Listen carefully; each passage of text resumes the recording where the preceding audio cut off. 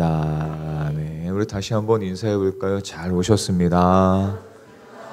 잘 오셨습니다. 자, 오늘 하나님의 말씀은 디모데후서 1장 9절 말씀을 함께 보겠습니다. 디모데후서 1장 9절. 오늘은 우리가 함께 읽을 말씀이 굉장히 많아요. 굉장히 많아서 본문은 짧게 읽도록 하겠습니다. 자, 우리 같이 두 번 읽도록 하겠습니다. 함께 읽겠습니다.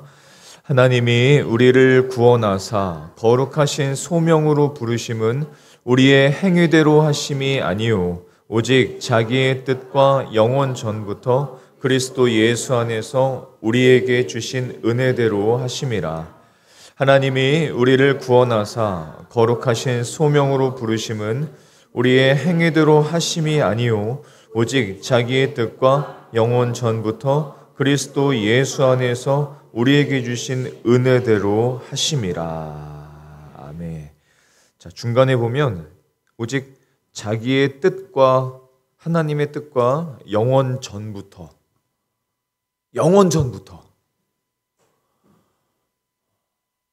우리가 상상할 수 없는 그 시간 전부터 우리에게 은혜를 주신다고 말씀하십니다. 이게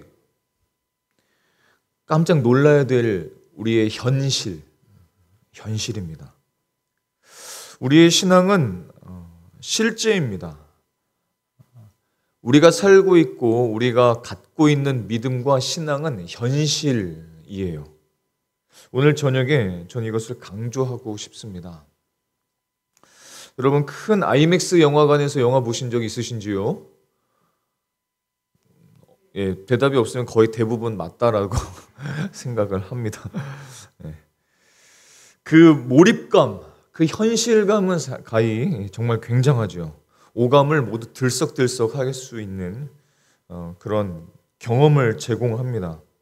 특별히 어떤 영화관은 어떤 주인공이 비행기를 타고 가면 영화관 안에서 바람이 이렇게 막 불게 만들었어요. 가상 체험을 할 수 있게 만들었죠. 또 주인공이 배를 타고 가면 저 옆에서 스프레이처럼 이게 물이 스프레이처럼 옵니다. 그래서 아 차가워 이러면서 경험을 하게 만들어요. 요즘 상영되고 있는 영화 중에 자동차 경주에 관한 영화가 있는데 그 영화를 보고 그것을 체험하고 나오면 모든 차가 다 경주용 차로 보입니다. 그리고 잠시 내가 그 드라이버가 된 것 같은 착각을 일으키고 운전하고, 그렇죠. 그렇지만 그 모든 것들은 현실이 아닙니다. 가상이죠. 현실이 아닙니다. 많은 사람들이 우리의 믿음과 신앙을 현실과는 다르다고 여기면서 살아갑니다. 신앙은 신앙이고 믿음은 믿음이고 또 현실은 달라. 이렇게 생각을 해요. 그래서 괴리감을 느낍니다. 우리의 신앙은 영화관이 아니죠. 에버랜드 같은 데를 가게 되면은 배를 타고 이 밀림 비슷한 곳을 이렇게 만들어 놨잖아요. 그래서 거기를 막 여행하는데 그게 밀림입니까? 아니죠.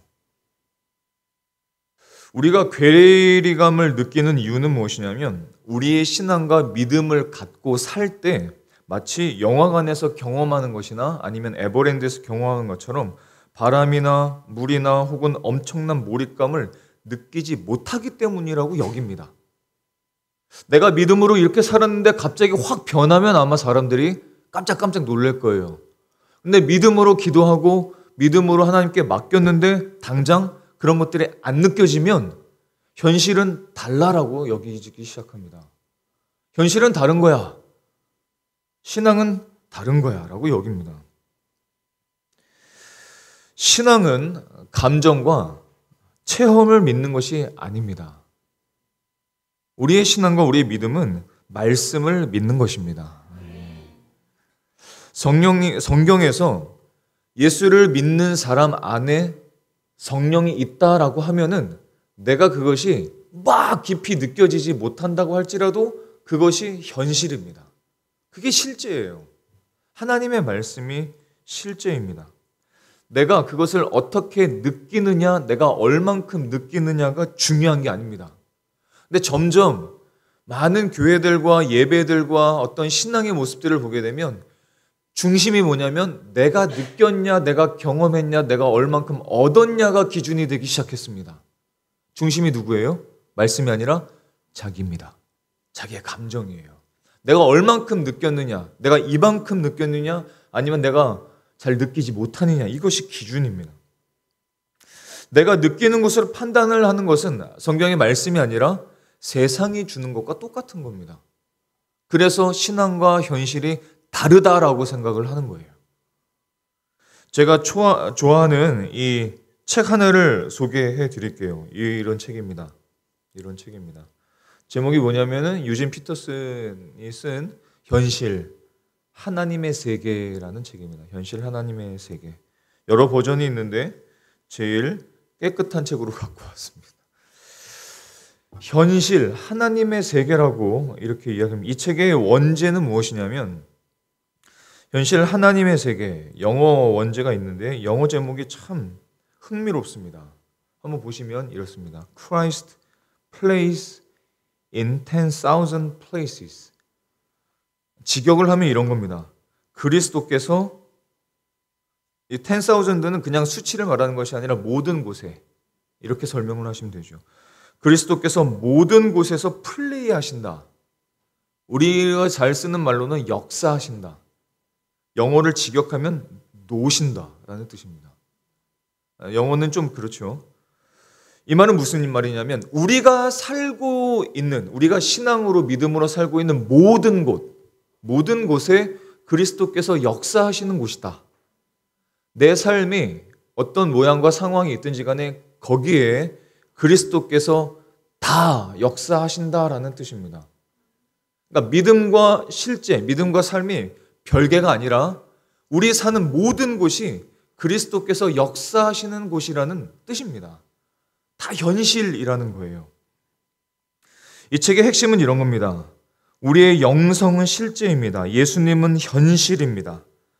우리의 현실은 하나님의 세계 안에 있습니다. 그리스도는 우리가 사는 모든 곳에서 역사하시고 계십니다. 우리가 그리스도 안에 사는 것이 현실입니다. 이런 뜻입니다.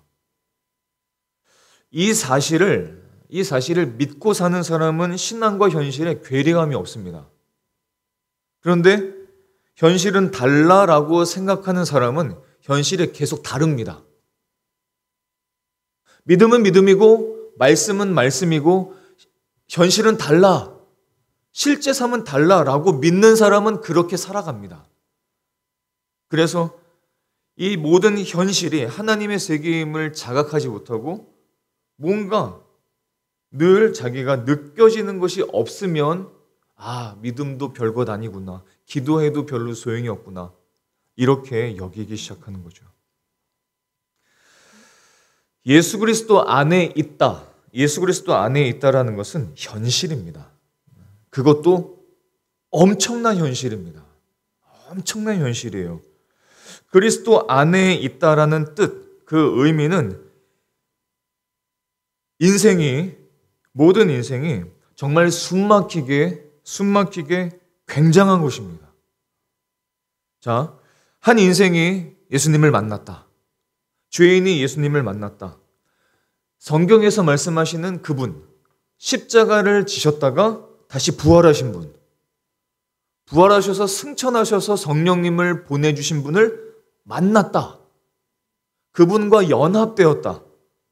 그분에게 속한 인생이 되었다는 것은 그 어떤 인생보다도 정말 현실의 인생이라는 것입니다. 성경은 온통 그 증거를 우리에게 보여주고 있습니다. 예수 그리스도 안에 있는 삶, 여러분이 예수 그리스도 안에 계시다면 우리의 삶에 주신 약속들이 어떤 의미인지를 오늘 밤에 함께 분명하게 알아보고자 합니다. 자, 예수 그리스도 안에서 예수 그리스도 안에서 저와 여러분은 세상이 창조되기 이전에 은혜를 이미 받았습니다. 디모데서 1장 9절의 말씀을 우리 한 번 더 읽어보겠습니다. 시작. 하나님이 우리를 구원하사 거룩하신 소명으로 부르심은 우리의 행위대로 하심이 아니오 오직 자기의 뜻과 영원 전부터 그리스도 예수 안에서 우리에게 주신 은혜대로 하심이라. 아멘. 영원 전부터 온 우주가 창조되기 전에, 이 지구가 창조되기 전에, 아담과 하와가 에덴 동산에 놓여지기 전에, 그 전에 하나님의 뜻이 있었고 예수 안에 있는 내가 이미 확정되어 있었고, 예수 안에서 우리는 그때 영원 전부터 우리는 이미 은혜를 받은 사람들이라는 뜻입니다. 우린 그런 존재예요. 우린 그런 존재입니다. 이 말씀을 보고 놀래야 됩니다.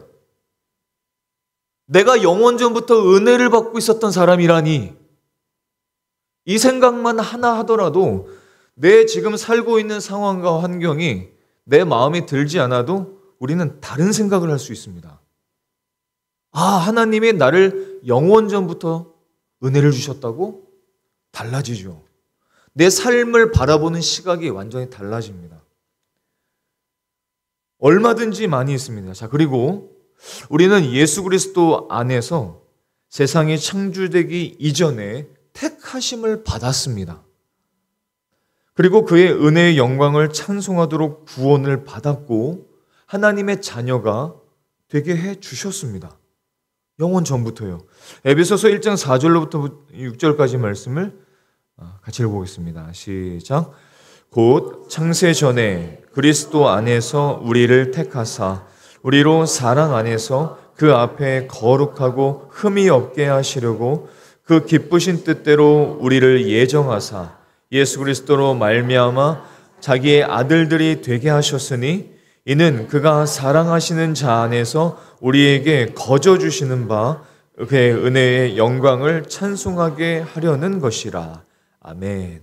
하나님께서 영원 전부터 계셨는데 세상을 창조하기 전에 우리를 어디 안에서 보셨냐면 예수 안에서 우리를, 저와 여러분을 그때 이미 보셨다는 뜻입니다.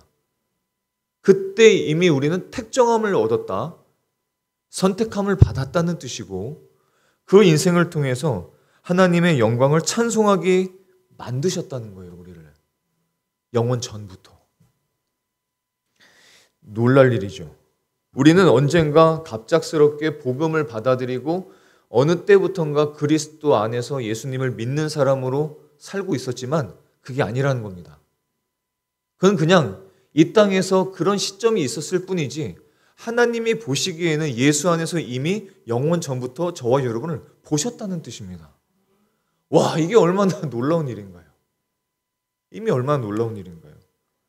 우리가 아이를 갖게 되면 이 아이를 이제는 막 초음파나 등등 보면서 이제 막 사진을 보지 않습니까? 이미 세상에 나오지 않았는데도 불구하고 아이를 바라볼 때 어떤 마음이 드시나요? 경탄의 마음이 드시지 않습니까? 눈으로 이 배 밖으로 나온 아기를 보지 않았는데도 그 사진만 봐도 경탄스러움을 느낍니다. 하나님이 우리를 보실 때에는 그거하고 비교할 수 없을 정도로 그리스도 안에 있는 우리를 그 영원 전부터 보셨다는 거예요. 와, 이게 머리가 쭈뼛 서는 이야기입니다. 굉장한 이야기예요. 자, 얼마든지 또 있습니다. 뿐만 아니라 예수 그리스도 안에서 우리들은 끊어질 수 없는 하나님의 사랑을 받고 있습니다. 로마서 8장 38절로부터 39절까지 말씀을 우리 새 한글 성경으로 한번 읽어보겠습니다. 자, 시작. 나는 확신하기 때문입니다. 그 무엇도 죽음이나 생명이나 천사들이나 통치자들도요, 언제일이나 향내일이나 능력들도요, 높음이나 깊음이나 다른 어떤 창조물도요, 그 무엇도 그리스도 예수 우리 주님 안에 나타난 하나님의 사랑에서 우리를 떼어낼 수 없을 것입니다. 아멘. 사도 바울은 로마 교회에 있는 성도들에게 이 말씀을 전하면서 38절에 이렇게 시작하죠. 나는 확신하기 때문입니다. 확신하기. 교회를 다닌 사람 중에 이 끊어질 수 없는 하나님의 사랑을 확신하는 사람이 있고, 어떤 사람은 확신하지 못해서 늘 두려운 사람이 있습니다. 늘 걱정이 앞서는 사람이 있습니다.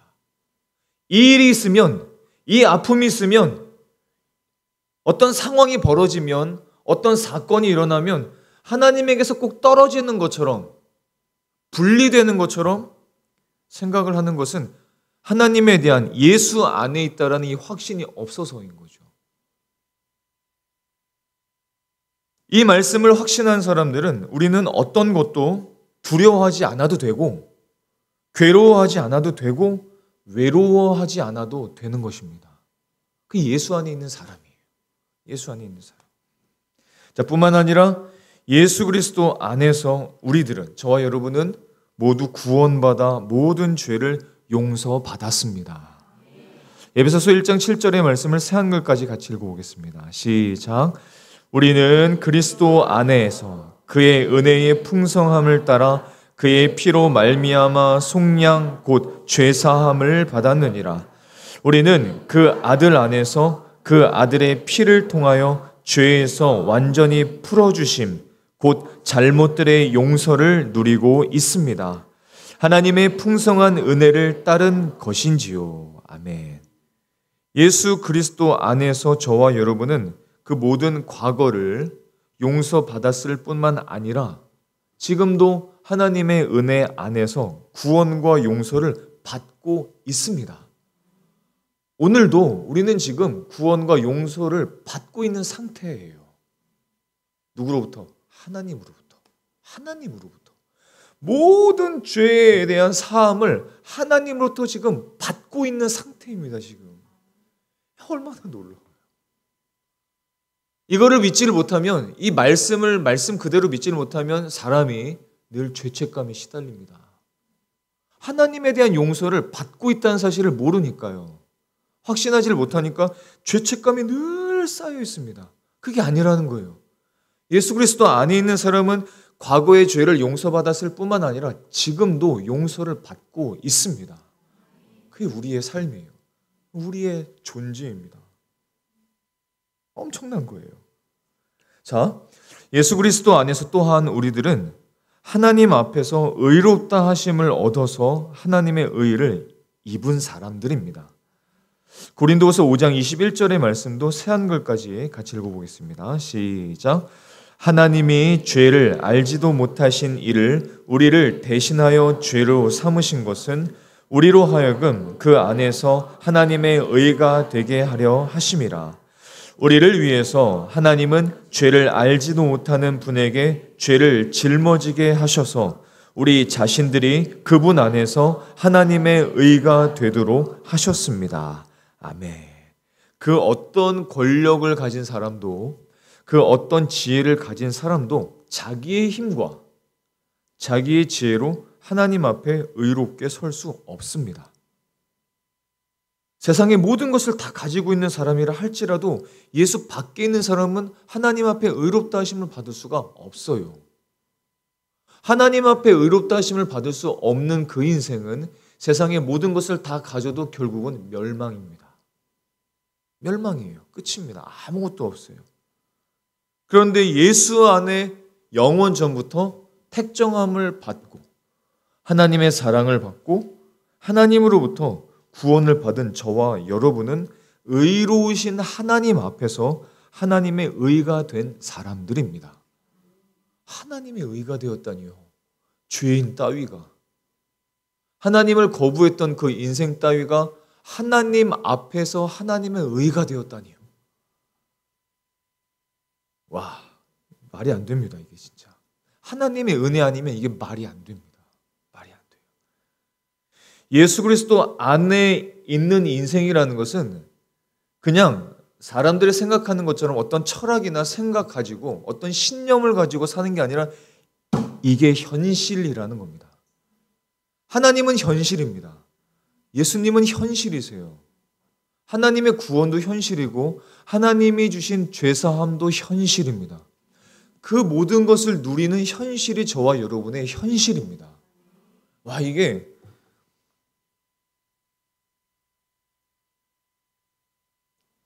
화가 날 정도로 정말로 감당하기가 어려울 정도의 하나님의 약속들 아니겠습니까? 자, 또 이제 반이 지났습니다. 예수 그리스도 안에서 저와 여러분은 새로운 피조물이 되었고 하나님의 자녀가 되었습니다. 고린도후서 5장 17절, 갈라디아서 3장 26절의 말씀도 읽어보겠습니다. 시작. 그런즉 누구든지 그리스도 안에 있으면 새로운 피조물이라. 이전 것은 지나갔으니 보라 새 것이 되었도다. 너희가 다 믿음으로 말미암아 그리스도 예수 안에서 하나님의 아들이 되었으니. 아멘. 그리스도 예수 안에서 우리는 새로운 피조물이 되었고 하나님의 자녀가 되었습니다. 새로운 피조물이 되었다. 여러분들이 갖고 있는 어떤 것을 한번 부셔뜨렸다가 새로 만들어 보십시오. 굉장히 자랑스러워할 겁니다. 굉장히 좋아할 거예요. 근데 완전히 죽었다가, 어떤 것이 죽었다가 다시 살아났다. 한번 상상을 해보세요. 그게 다른 사람이 아니라 저와 여러분이라는 겁니다. 우리의 영혼은 완전히 죽은 상태였습니다. 하나님의 자녀가 아니라 마귀의 자녀, 죄의 종이었습니다. 아무리 많은 것들을 해도 다 쓸데없는 것들, 열매가 없는 것들, 허무한 것들, 그런 것들을 막 쫓아가던 인생. 그 인생이 예수 그리스도 안에 있어서 새롭게 빚어졌다. 새로운 피조물이 되었다. 하나님께서 예수 안에서 우리를 새롭게 창조하셨다. 새롭게 빚으셨다. 하나님의 자녀가 되게 해주셨습니다. 굉장한 일이에요. 자, 또 예수 그리스도 안에서 저와 여러분은 이미 예수님께서 승천하셔서 하나님의 자리에, 하나님의 우편에 앉으셨을 때 우리도 이미 천국의 자리에 앉게 되었습니다. 자, 에베소서 2장 6절에 이 놀라운 선포를 한번 읽어보십시오. 자, 읽어보겠습니다. 시작. 또 함께 일으키사 그리스도 예수 안에서 함께 하늘에 앉히시니. 그리고 하나님은 우리를 그리스도 예수님 안에서 함께 일으켜 살리셨고 함께 하늘에 앉히셨습니다. 아멘. 예수님께서 죽으셨으나 다시 부활하셨을 때 예수 안에 이미 들어있었던 저와 여러분, 그 사람들은 부활의 생명을 얻고 예수님께서 승천하셔서 하나님 보좌의 우편에 앉으셨을 그때에 이미 하늘에 앉은 존재가 되었다는 뜻입니다. 이게 쉽게 납득이 안 되잖아요. 지금 내 몸은 여기 있는데, 내 영혼도 여기 있는데, 근데 예수님께서 승천하셨을 때에 예수 안에 있는 자는 이미 하늘에 앉은 왕 같은 존재가 되었다. 이 엄청난 약속입니다, 이게. 이 말씀을 우리가 믿음으로 바라보는 그 순간에 지금 우리가 살고 있는 이 땅바닥, 이 현실, 대한민국이라는 이 장소는 별거가 아닙니다. 우리는 이미 예수님을 믿고 예수님이 승천하실 때 함께 하나님 보좌의 우편에 앉은 존재가 되었기 때문이죠. 영광의 자리에 왕 같은 제사장이 된 사람들. 그것이 크리스찬입니다. 그것이 저와 여러분의 삶입니다. 그게 현실입니다. 이게 현실입니다. 이 약속을 바라보면서 살아가라고 우리에게 말씀하고 있는 것입니다. 자, 그리고 또 있습니다. 예수 그리스도 안에 있는 인생이라는 것은 하나님께서 하신, 성경을 통해 주신 모든 약속을 성취받을 수 있는 인생입니다. 자, 고린도후서 1장 20절의 말씀을 같이 읽어보겠습니다. 새 한글까지 시작. 하나님의 약속은 얼마든지 그리스도 안에서 예가 되니 그런즉 그로 말미암아 우리가 아멘하여 하나님께 영광을 돌리게 되느니라. 얼마가 되었든 하나님의 약속은 그리스도 안에서 예가 되니까요.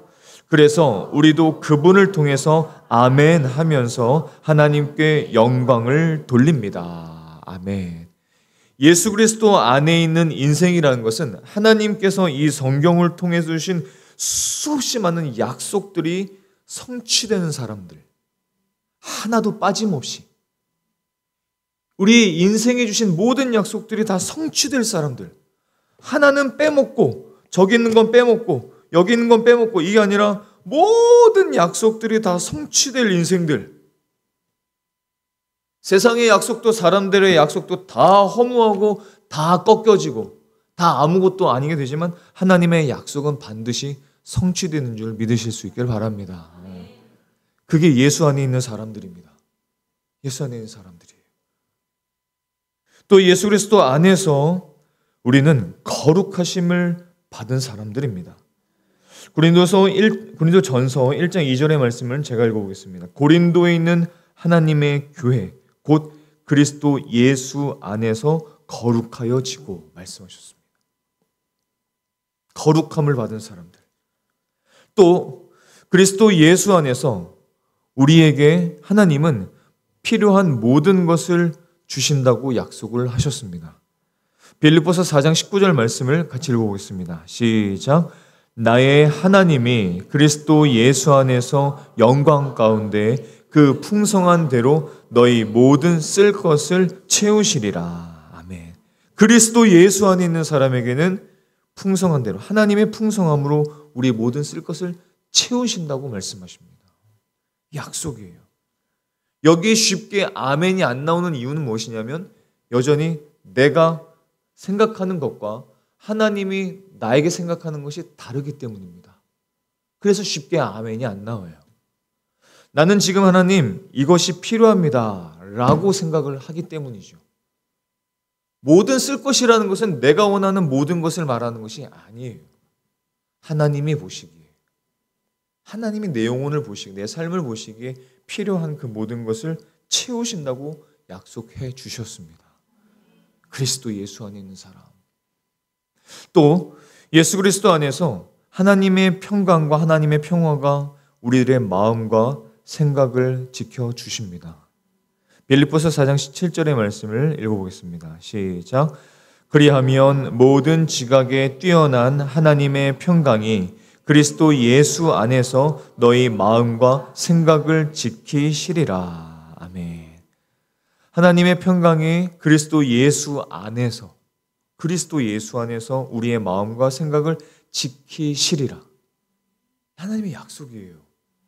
그래서 어떤 의미에서 본다면 사실 우리는 하나님 우리의 마음과 생각을 지켜주옵소서라고 기도하지 않습니까? 어떤 의미에서 본다면 이건 잘못된 기도라고도 할 수 있는 거예요. 왜냐하면 이건 이미 약속을 주신 거거든요. 이미 약속을 주신 거예요. 그러니까 그리스도 예수 안에 있는 사람은 하나님께서 분명하게 그 우리의 마음과 생각을 지켜주십니다. 지켜주십니다. 지켜주세요. 우리가 우리의 마음과 생각을 지켜주옵소서라고 기도하는 것은 아마도 우리의 흔들리는 마음 때문에 기도할 수는 있습니다. 그런 의미로 기도할 수는 있지만 하나님의 약속은 예수 안에 있는 자는 그 마음과 생각을 지켜주신다고 약속해 주셨습니다. 주님 안에 있는 약속이에요. 또 예수 그리스도 안에 있는 사람은 영생을 얻은 사람들입니다. 로마서 6장 23절은 제가 읽어보겠습니다. 죄의 삭은 사망이요 하나님의 은사는 그리스도 예수 우리 주 안에 있는 영생이니라. 죄의 품삯은 죽음이고 하나님의 은혜의 선물은 그리스도 예수 우리 주님 안에서 누리는 영원한 생명입니다. 그리스도 예수 안에 계십니까? 그럼 영생을 얻으셨습니다. 영생을 얻은 사람이에요. 자, 또 예수님께서 재림하실 때 예수 그리스도 안에 있는 우리 모든 사람들은 그 영원한 사망에서 건짐을 받게 될 것입니다. 고린도전서 15장 22절에 읽어보겠습니다. 같이 시작. 아담 안에서 모든 사람이 죽은 것 같이 그리스도 안에서 모든 사람이 삶을 얻으리라. 아멘. 아담으로부터 혈육으로 나온 모든 인생은 사망에 다 이르지만 그리스도와 하나 된 사람, 예수 그리스도 안에 있는 새로운 피조물은 모두 구원받고 부활하게 될 것입니다. 이게 예수님 안에 있는 사람에게 주신 약속입니다. 여러분, 제가 오늘 강조하고 싶은 것은 여러분들이 잘 알고 있는 교리를 말함이 아닙니다. 여러분이 잘 알고 있는 이 진리를 단순히 반복하기 위함이 아니에요. 이 하나님의 약속과 말씀을 현실로 받아들이며 사는가를 묻는 것입니다. 이 약속은 현실입니다. 하나님의 약속은 다 현실이에요. 근데 그 약속을 내가 믿음으로 현실로 받아들이고 살고 있는가? 이것을 스스로 묻고자 함입니다. 예수 안에 있는 사람들의 현실, 이것은 이 약속들은 가상현실이거나 아니면 앞으로 우리에게 주실 어떤 가능성의 이야기들이 결코 아닙니다. 이미 우리에게 약속된 것, 이미 우리에게 주어진 것, 앞으로 우리에게 반드시 주어질 것, 반드시 우리가 100% 갖게 될 것, 하나님의 약속, 그것은 우리의 현실이라는 뜻입니다. 하나님의 은혜이고 하나님의 주권적인 역사 안에서 우리 안에 이미 이루어진 사실. 그래서 고린도전서 1장 30절에서는 이렇게 말씀합니다. 너희는 하나님으로부터 나서 그리스도 예수 안에 있고 라고 말씀합니다. 예수 안에 있을 거야 라고 말씀하신 것이 아니라 예수 그리스도 안에 있고 라고 말씀하셨습니다. 자, 그렇다면 오늘 저와 여러분이 할 수 있는 일은 무엇일까요? 해야 되는 일은 무엇일까요? 하나님이 다 하셨습니다. 하나님께서 지금도 하고 계십니다. 또 앞으로도 하나님께서 하실 것입니다. 우리가 해야 될 일은 무엇이냐면 그것을 믿음으로 사는 것입니다. 그걸 믿음으로 사는 거예요. 믿음이라는 것은 그리스도와의 연합의 유일한 수단입니다. 그리스도 안에 사는 삶, 그 약속된 삶을 살아가는 유일한 키, 그것은 우리의 믿음이라는 것입니다. 우리는 미래에 주실 은혜에 믿음으로 사는 것이죠. 그 믿음은 우리의 행함과 결국 같이 나타나게 될 것이고 우리는 믿음으로 말미암아 그리스도 안에서 사는 삶을 계속해서 확신하면서 살게 될 것입니다. 그래서 갈라디아서 2장 20절에서는 우리에게 이렇게 말씀하시죠. 같이 한번 읽어보겠습니다. 시작. 내가 그리스도와 함께 십자가에 못 박혔나니 그런즉 이제는 내가 사는 것이 아니요 오직 내 안에 그리스도께서 사시는 것이라. 이제 내가 육체 가운데 사는 것은 나를 사랑하사 나를 위하여 자기 자신을 버리신 하나님의 아들을 믿는 믿음 안에서 사는 것이라. 아멘. 그러므로 우리는 오늘 나눴던 모든 말씀들을 통해서 내가 그 하나님께서 약속하시고 지금 하고 계시고 하실 것들을 믿음으로 살고 있는가? 아니면 불신으로 살고 있는가를 스스로 물어야 됩니다. 하나님의 약속은 변치 않으십니다. 절대로 변치 않으십니다. 반드시 다 이루어졌고 이루어지고 있고 이루어질 것입니다. 중요한 것은 내가 그것을 불신으로 보고 있는지를 보아야 돼요. 스스로 보아야 됩니다. 히브리서 11장 6절의 말씀을 보면 그래서 믿음이 없이는 하나님을 기쁘시게 하지 못하나니 하나님께 나아가는 자는 반드시 그가 계신 것과 또한 그가 자기를 찾는 자들에게 상 주시는 이심을 믿어야 할지니라 말씀하셨어요. 따라서 오늘 세 가지를 구체적으로 나누고 기도하기를 원합니다. 믿음으로 산다는 것, 믿음으로 살기 위해서 세 가지를 기억해 보십시오. 나쁜 순종을 자꾸 버리십시오. 나쁜 순종이라고 하겠습니다. 나쁜 순종.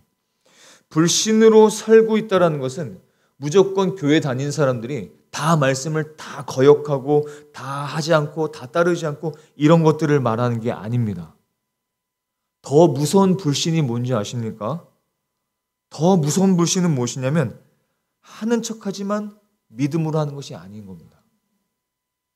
순종은 하긴 하는데 그게 믿음으로 순종하는 게 아닌 거예요. 그게 불신으로 사는 사람입니다. 그게 굉장히 무서워요. 사람들은 다 속일 수 있어요. 다 속습니다. 나중에 보니까 그 믿음으로 한 게 아니었던 거예요. 스스로도 속습니다. 외적인 순종을 하고 있어도 얼마든지 불신으로 우리가 할 수 있습니다. 이것을 나쁜 순종이라고 말해요. 자, 이런 걸 말씀드릴까요? 학생 때 용돈을 좀 아버지한테 달라고 합니다. 달라고 해요. 근데 아버지가 자, 저기 신발장 안에 있는 구두를 좀 닦으면 좀 줄게. 이런 겁니다. 그래서 구두를 닦습니다. 용돈을 받기 위해서. 하지만 마음은 동요가 되질 않아요. 아니, 그냥 주면 됐지. 그냥 주시면 됐지. 왜 구두를 닦아야 되지? 원망을 하면서 하는 순종입니다. 자, 이런 겁니다. 저에겐 아들이 없지만 그냥 상상해서 말하겠습니다. 딸을 말하면 지금 안 되니까. 아들이 있다고 생각했을 때 아들이 갑자기 아빠, 오늘 밤에 차를 좀 빌려주세요. 밤에 어딜 좀 가야겠어요. 차를 좀 빌려주세요. 그래서 제가 말합니다. 자, 차를 빌려줄 테니까 차를 깨끗하게 세차해. 그리고 안에까지 내부 세차를 완벽히 해야 해. 다녀와서도 정리를 잘 해야 돼. 이렇게 말했습니다. 그 아들이 방으로 확 들어가 버립니다. 닦기 싫죠? 귀찮죠? 안 해버립니다. 그런데 한 시간 후에 갑자기 밖에서 세차 소리가 들립니다. 막 닦고 있어요. 결국은 차를 가져갈 속셈이죠. 그래서 닦는 겁니다. 하지만 그 아들의 입에서 튀어나오는 것들이 원망입니다. 하기 싫은 거예요. 우리가 하나님 앞에 하는 것들이 비슷할 때가 많습니다. 하긴 합니다. 하긴 해요. 그러니까 사람들이 보기에는 순종으로 여길 수가 있습니다. 내 스스로도 순종으로 여길 수 있어요. 그런데 우리의 마음을 감찰하시는 분께서 하나님이 보실 때에는 순종의 마음이 전혀 아닌 거예요. 원망을 계속하면서 밖으로는 순종을 하는 겁니다. 그것은 믿음으로 사는 것일까요? 불신으로 사는 것일까요? 하나님이 보시기에는 그것을 불신으로 여기시는 겁니다. 하나님을 경외함으로 하는 게 아니에요. 내가 얻고자 하는 것을 위해서 외적으로 순종하는 겁니다. 그것이 바로 나쁜 순종입니다. 그 나쁜 순종을 자꾸 버려야 됩니다. 하나님은 우리의 순종을 보고 일하시는 것이 아니라 우리의 마음을 감찰하시는 분이십니다.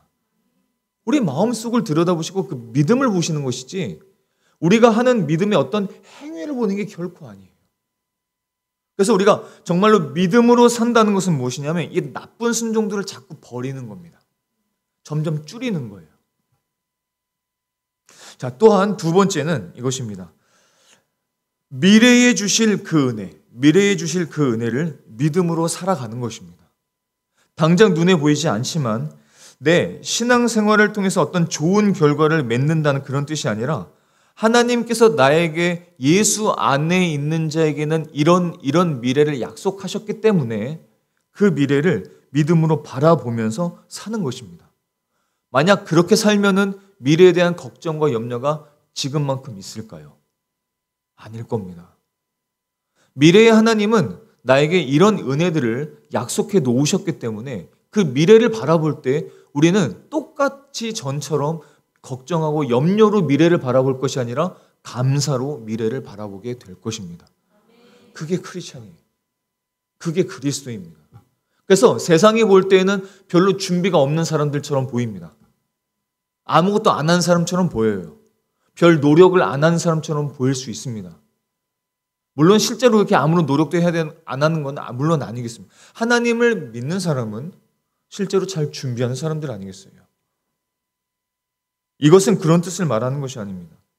미래에 대해서 염려와 걱정을 앞서는 것이 아니라 미래에 주실 은혜를 믿음으로 바라보면서 나아가는 사람들. 그것이 저와 여러분의 삶이 되실 수 있기를 축복합니다. 세 번째는 성령의 힘으로 살아가는 것. 그것이 믿음으로 살아가는 것입니다. 우리는 영적 존재입니다. 하나님은 우리가 믿음으로 살아갈 수 있도록 성령님을 보내주셨습니다. 하루 동안 우리는 성령님을 얼만큼 의지하고 생각하며 살아가는지요? 한 주간의 삶을 볼 때 우리는 성령님을 얼마나 의지하면서 살아가는지요.